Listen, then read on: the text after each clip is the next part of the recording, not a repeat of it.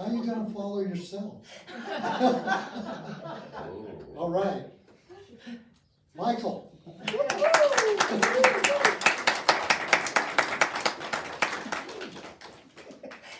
That's very good, bro.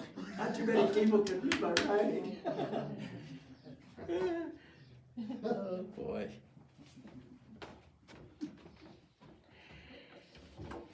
Don't let my attire fool you. I'm not as pure as white. Oh, thank you. Can you hear me okay? Yeah. Can you hear me now? Can you hear me now? Because Spirit kicked my butt and I ended up here in this wonderful, sacred part of this planet 8 years ago. And because I'm an avid reader, one of the first places I went to was this used bookstore owned by Joe D. himself. This was within the first week that I was here. And what did he do but invite me to come to the Center for Spiritual Living? This is March 2014. And I tell you, my life has never been the same since. You know, I don't want to go into, newsreels about current events because I know every single one of us is aware of those things. So, to be discerning and not so specific, I'd like to share this opening with you and then ask you to join me in something. Prayerful intents affirm the healing power of loving kindness. Humane resonance bonds friendship, seeking unity's congregation. The depths of hope strengthen heart's valor. United we stand, divided we fall. So this last Sabbath in May, let's all stand up together right now.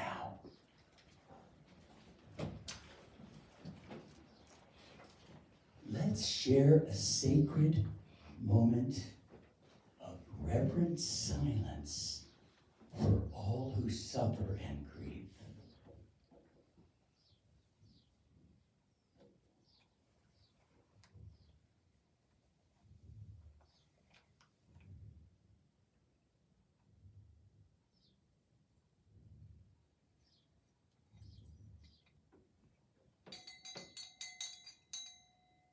Go ahead and have a seat.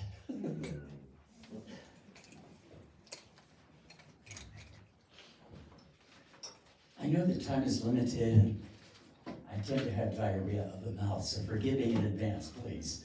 But I will do my best, and hopefully it will suffice. I've entitled this presentation, Spirit Strings Necklaces of Pearls. It has a preface, a subtitle, Enriching Community by Building Charitable Premises. Why tuck away one's wealth under a mattress for safekeeping, if it could be used for some good purpose? Analogously, where's the wisdom of tossing pearls to swine who only gobble it up as roughage to better aid digestion? Why hide oneself behind a curtain so that one remains unseen? Is there any common sense never to question in order to seek clarification? Although a pearl may begin to form, sequestered in isolation, inspired hope would rather dream of becoming a part of some pearl necklace of shared beauty.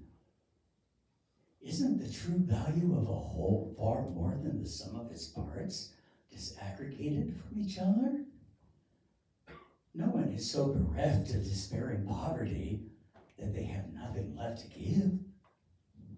No matter the conditions of one's circumstances, the blessing of being alive is the gift of who we are, if we so choose to share it with others.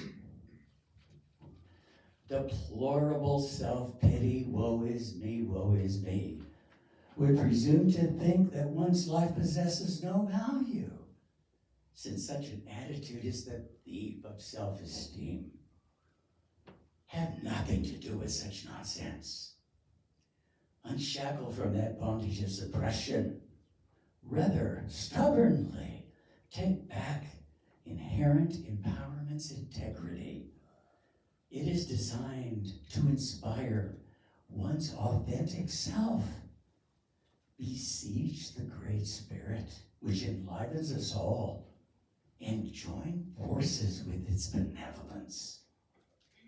Each of us is alive to serve the noble purpose of making a contribution. Seize every opportunity to assist in improving the circumstances of oneself and others. Isn't it of paramount significance to clarify one's purposeful mission in life? A healthy social conscience would certainly be inspired to achieve the rewards which attempt to assist a community to thrive. Everyone benefits from the diligence of working together for the greatest benefit of our fellows. This, in turn, best benefits ourselves through our charitable contributions. Dismissive despair would be tempted to ask, how could I possibly have anything to contribute? Well, if nothing else, a friendly smile is a most generous grace and gratuity. Authentic gratitude always remembers to leave a tip. So, I would like to share a few tips with you today. Hopefully you may find some value in their gratuity, since I am truly grateful for the blessings of this community gathered here within this temple of worship. That's the introduction. I forgot to bring a bottle of water. Thank you for your patience. To continue, the truest beauty of youth is the wonderment of imagination. The subtle beauty of longevity is the hindsight from the lessons of foolish pursuits. And all those years between the two struggle to discern the compromise of discretion, which grows to favor some higher purpose. Oh, thank you so much. Some higher purpose beyond the diligence of mere survival. That which arouses inspiration is that which enlivens exuberant enthusiasm. This generates spirited youthfulness at any age of human development. So let's be all young at heart. Excuse me. Pray I don't burp.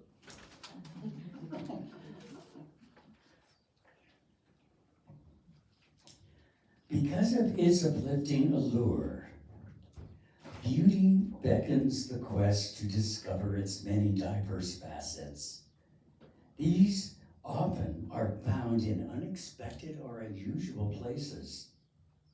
Amazingly, glaring imperfection actually may come to reveal some aspect of human nature's subtle beauty.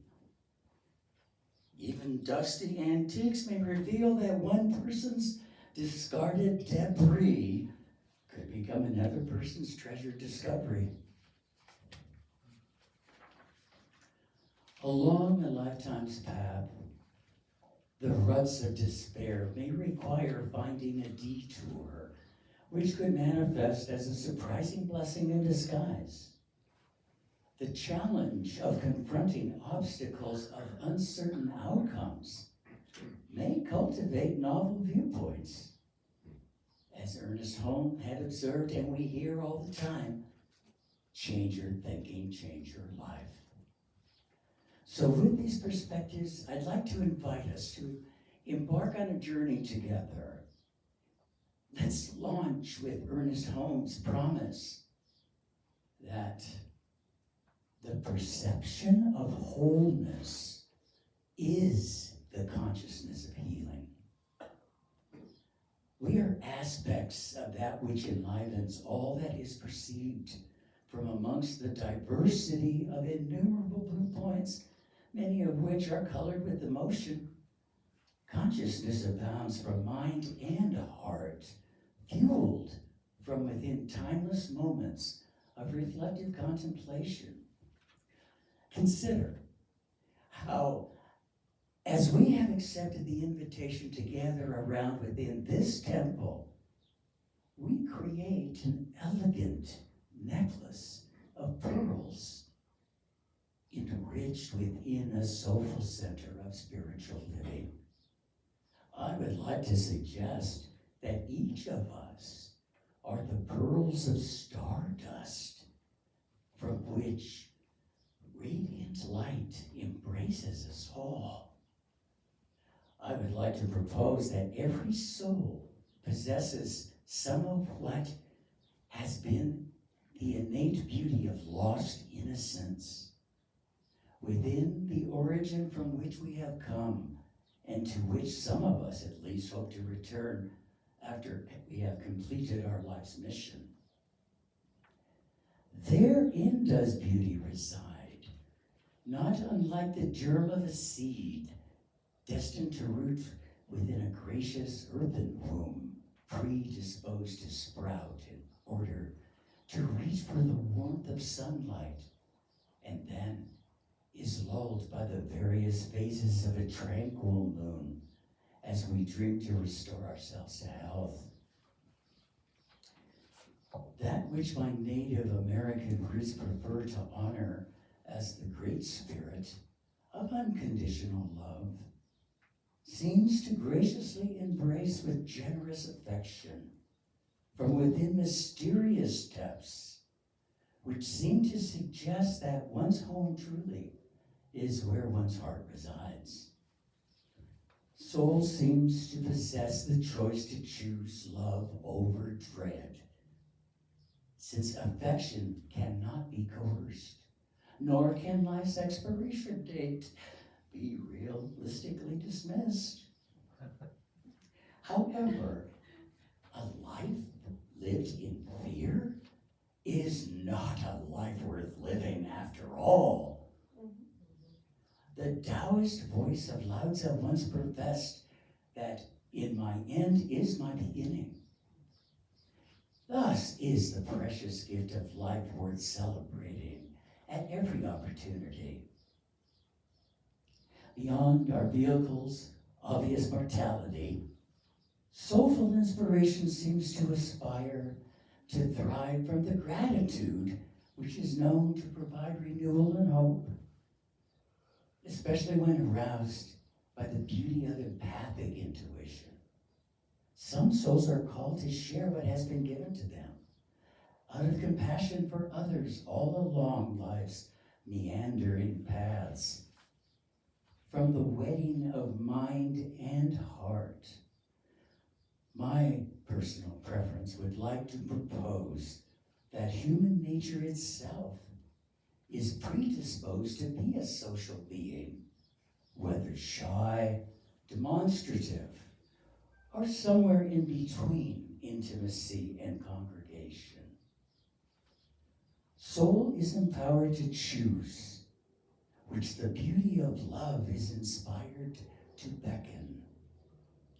Although indecision is known to paralyze, decisiveness is known to diligently strive to progress. How mysteriously are we all linked with each other in one way or another, whether perceived as friend or foe.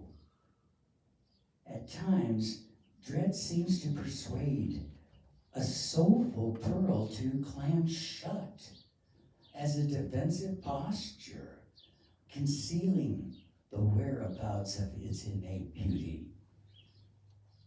Commencing upon lifetime's journey may sometimes seem like an arduous task. Ironically, we're born into a curious world of both challenge and opportunity. Fortunately, nurture encourages and reassures, consoles and guides, while providing lessons along all the diverse paths of pilgrimage. Thereby is soul drawn to some beacon, while aspiring for a meaningful existence far, far, far beyond the narcissism of mere vainglory, like the grasp of arrogant hubris clutching. You know, both President John F. Kennedy and Reverend Martin Luther King Jr. had understood that cooperation was far more efficacious than contentious confrontation, while each in his own way understood the strength to resist intimidation. Our former U.S. president has suggested, remember this? Ask not what your country can do for you, but rather ask what you can do for your country. The noble leader of the American Civil Rights Movement had shared how his contemplative prayer had ascended to a mountaintop's perspective, from whence he had had a dream that a human being would be valued for strength of character rather than be assessed by pigmentation. Haunting from the indignant shadows which some forms of aloof affluence may cast, the dispossessed in society are prone to seek or hope for the intervention of a helping hand, that they might be able to get back up on their feet again in order to become self-supporting through their own contributions, once again empowered to assist their families and brethren. Yet even the least of our fellows are blessed by their God-given human nature, despite their unfortunate impoverishment.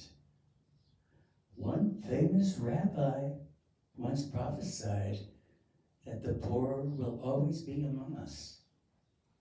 He had also professed that as far as he was concerned, what one does to the least of one's brethren, one does to him.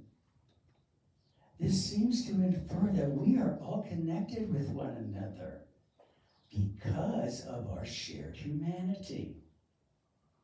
Consequently, some of the spiritually minded among us seek to gather in reunion in order to affirm the realization of striving for humanitarian goals.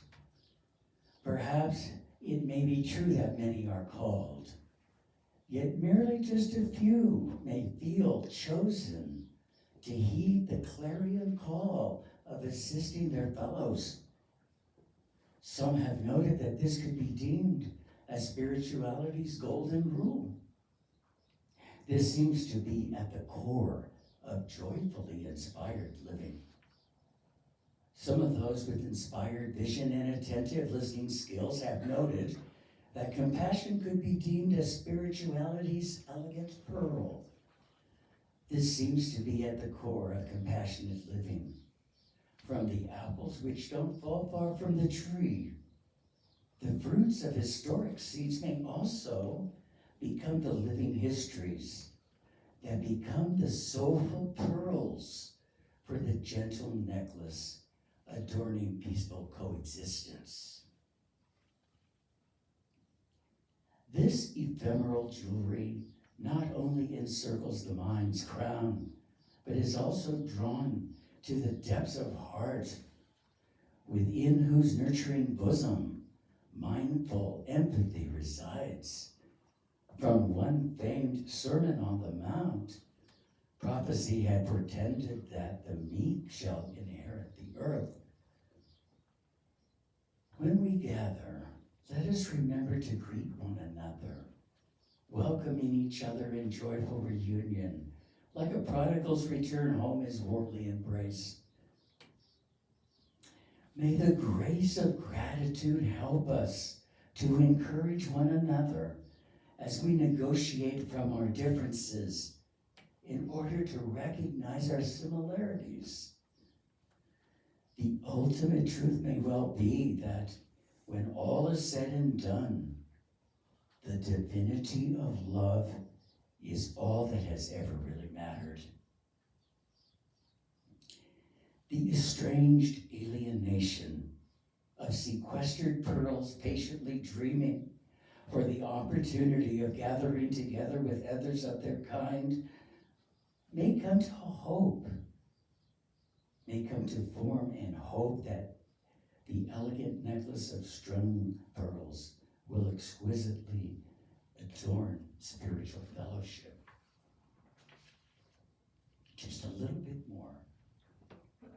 But I absolutely must do this. You're so kind to be so attentive. I appreciate it so much. Those of us who have safely found their way to shore have become beacons for the vessels of poor souls who lack a sextant and a compass. Those who have aimlessly drifted out to sea may have bitten the bait of fear, struggling to find some safe harbor which beckons wayward pilgrims who have forgotten the itinerary of their life mission. From recognizing those whose suffering hasn't yet been assuaged or healed, let's welcome all who come together in friendship, which is inspired to love. May our gracious gratitude encourage the courage to open a compassionate heart in order to enjoy the all-inclusive blessings thought to be cultivated from the principles derived from the science of mind, proposed to be offered here at the Yucca Valley Center for Spiritual Living. Within this temple of worshipful celebration, may each one of us come to see that we are sacred temples ourselves, destined to come together in loving kindness. Look around and behold our circle of spiritual adjuvants who have gathered here today in order to celebrate our willingness to help each other. May we pearl divers seek to find that sacred kingdom within and thereby discover our hidden treasure of empathic innocence. May spiritual inspiration remain ever ready to embrace the loving kindness within our sacred temples of gracious fellowship. Namaste.